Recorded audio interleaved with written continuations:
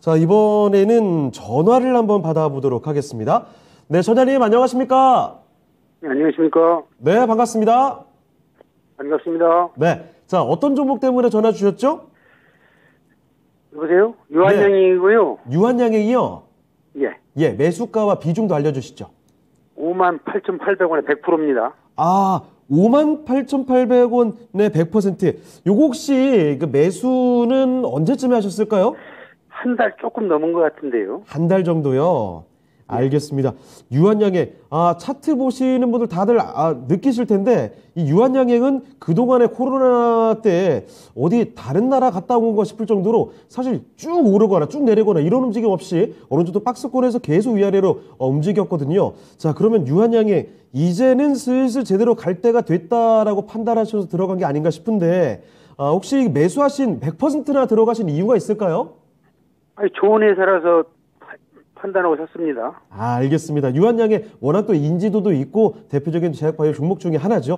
자, 그러면 탄탄한 종목이기 때문에 이 정도면 이제 믿을만 하겠다 싶으셔서 100%를 들어갔다고 하셨는데, 자, 그러면 지금 궁금한 점은 어떤 점일까요?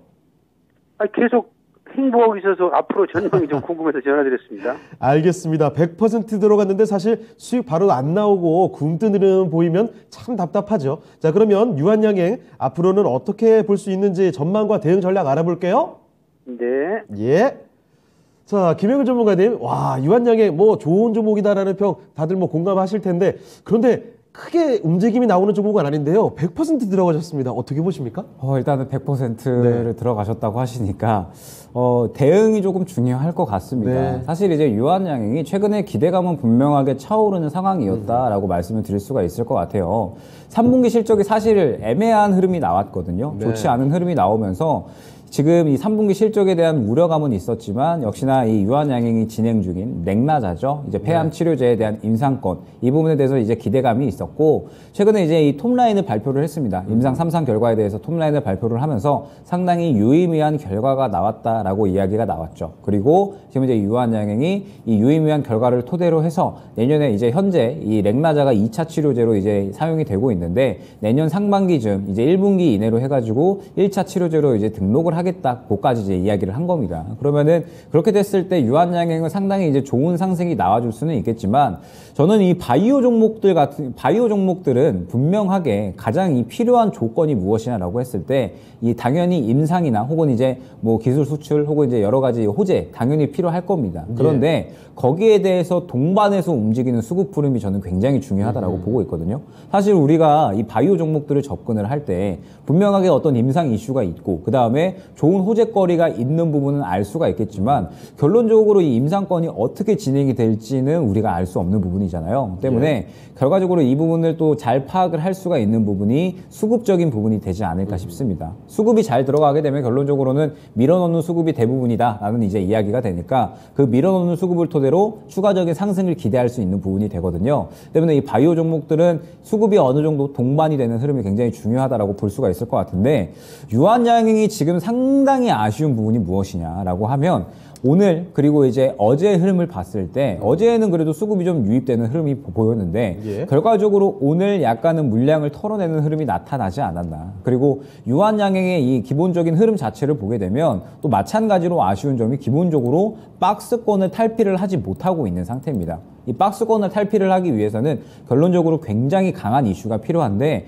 그 강한 이슈가 언제 나올지에 대해서는 결과적으로는 무언가 결과가 나와야 된다는 뜻이 되겠죠. 뭐 지금 현재 유한양행 같은 경우에는 렉나자의 1차 치료제 달성권이 되겠네요. 때문에 뭐 현재 상태에서 이 유한양행 같은 경우에는 어느 정도 시간이 좀 필요한 그런 구간이다라고 볼 수가 있을 것 같고 오늘의 상승이 아무래도 이 렉나자의 임상권에 대한 그런 기대감이 조금 반영이 되지 않았을까 생각이 됩니다. 그러면 오늘의 주가 흐름을 봤을 때 결론적으로 이 상승이 나오기는 했지만 매물대에 부딪히면서 마찬가지로 차익 실현이 나왔다라고 봐야 될 것 같고 그러면서 최근의 수급 흐름도 사실 이전의 수급 흐름과 봤을 때 그렇게 눈에 띄는 그런 수급이 들어가지는 않았습니다. 그러면 지금 현재 상태에서 이 매물대를 뚫어주기에는 약간은 힘이 부족한 그런 구간이다라는 뜻이 되겠죠.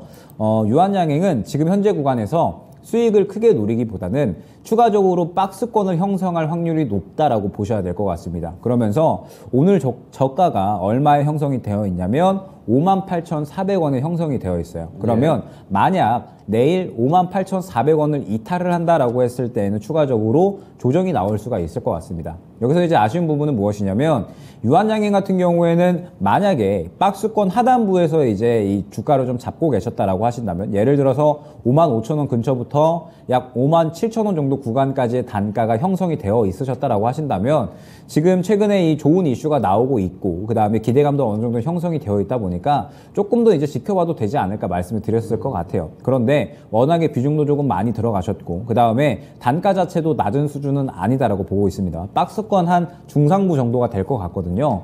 때문에 현재 구간에서는 만약에 내일 오늘 저가인 58,400원을 이탈을 하게 되면 아마 추가적으로 조정이 56,000원에서 57,000원 정도까지는 나올 수가 있을 겁니다. 그러면은 이제 오히려 유한양행 같은 경우에는 눌렸을 때 그때 매수를 해야 되는 종목이거든요. 말씀드렸듯이 이번 달에는 바이오 종목들이 전체적으로 흐름이 나쁘지 않을 것이다라고 보고 있어요. 그러면은 유한양행 같은 경우에도 분명하게 기대감이 있기 때문에 박스권 하단 접점 구간을 또 잡게 되면은 어느 정도 또 이 지지라인을 확보를 하면서 고개를 틀어주고 다시 한번 박스권 고점까지 움직일 수 있다라고 보고 있거든요. 그런데 현재는 박스권 고점에서 차익 실현이 나오고 있기 때문에 추가적으로 다시 한번 이 박스권 하단부를 확인하러 갈 확률이 있다라는 뜻이 되겠죠. 네. 때문에 현재 구간에서 저점 구간, 오늘 58,400원 구간을 혹시나 이탈을 하게 된다라고 했을 때에는 리스크 관리 차원에서 한 차례 정리 후 다시 한번 바닥권에서 재매수를 노리는 전략이 유효할 것 같고요.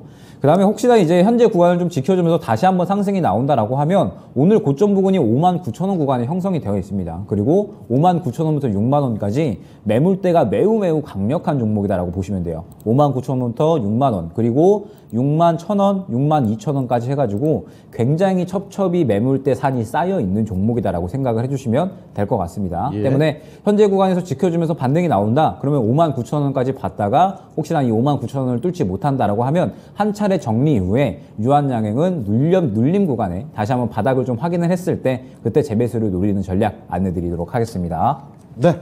자, 전장님 유한양행 살펴드렸는데요. 일단은 그 가격을 좀 잘 기억해 두세요.